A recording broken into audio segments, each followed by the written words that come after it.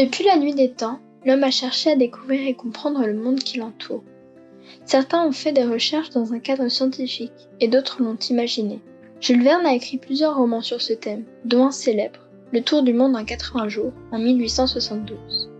Il aborde la découverte du monde avec la nature, mais il peut être aussi découvert avec d'autres perspectives, l'histoire ou les croyances et les cultures. Aujourd'hui, nous allons nous inspirer du roman de Jules Verne et explorer le monde avec sa biodiversité, mais aussi avec ses cultures. Maintenant, partons à la découverte du monde. Nous commençons notre expédition en quittant les côtes françaises. Cap sur le Suriname, un petit pays au nord-est de l'Amérique du Sud, entre le Guyana, la Guyane française et le Brésil au sud. La forêt amazonienne recouvre 97% de sa surface. Riche en biodiversité avec ses nombreuses espèces animales et végétales endémiques. Certains sont connus comme le toucan toco ou la hyacinthe. En revanche, d'autres sont plus méconnus comme le capybara, le plus gros rongeur du monde, ou une majestueuse essence d'arbre, le fromager. Son tronc peut mesurer plusieurs mètres avec ses contreforts et avoir une hauteur de 40 à 60 mètres. Dans l'immense forêt qu'est l'Amazonie, on retrouve plus de 40 000 espèces de plantes et habiterait, selon la WWF, entre 50 à 70% de la biodiversité mondiale. Des populations autochtones cohabitent dans cet environnement encore vierge à certains endroits. Selon des estimations, ils seraient dispersés sur 400 villages dans cette forêt. Malgré leur vie dans la nature, ils sont de plus en plus reliés à la vie moderne, et sont aussi menacés par les États qui leur refusent parfois le droit de vivre sur leurs terres, la déforestation, mais aussi leur paillage et l'exploitation minière. De retour sur la berge pour retourner à bord, direction le golfe de Californie, puis San Francisco. Après un mois en mer, nous y sommes, accueillis par les baleines bleues du golfe. C'est après un autre jour que nous arrivons au port de la ville mondiale, dont on aperçoit le célèbre pont du Golden Gate. Les États-Unis, avec ses 4280 km qui séparent la côte Pacifique et Atlantique, est le 3e ou 4e plus grand pays du monde avec la Chine. Il regroupe 6 climats différents, dont continental, aride, polaire ou tropical.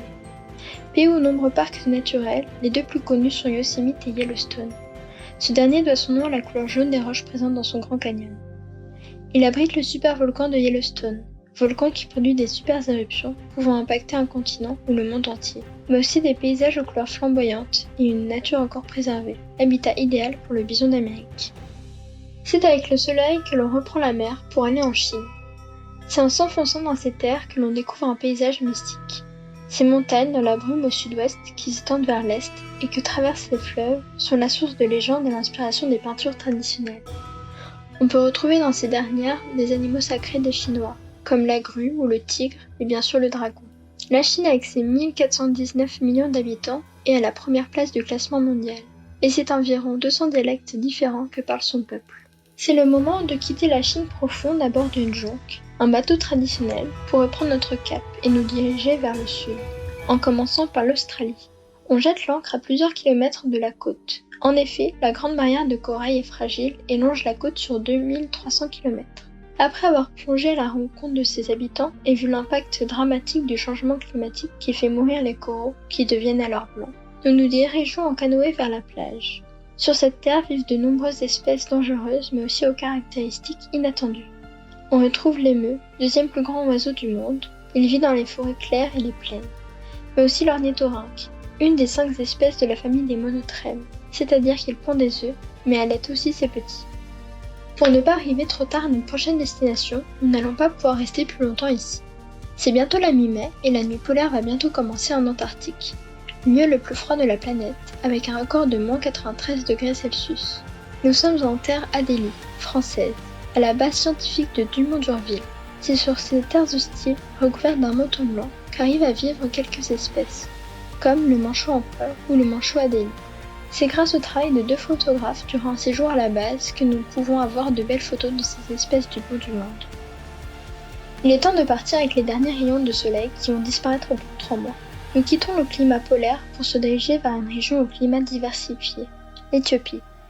Nous laissons notre paquebot dans un port somalien et échangeons pour un moyen de transport terrestre.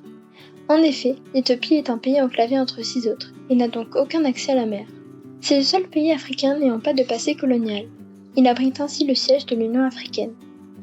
À l'ouest se trouvent des régions montagneuses recouvertes de forêts et aux plaines verdoyantes. À l'est, on retrouve des zones plus arides et désertiques, des savanes. Le pays a des reliefs pouvant aller de 4550 mètres, avec le mont enneigé de Ras Daishan, et un mont 120 mètres en dessous du niveau de la mer, avec le désert du Danakil.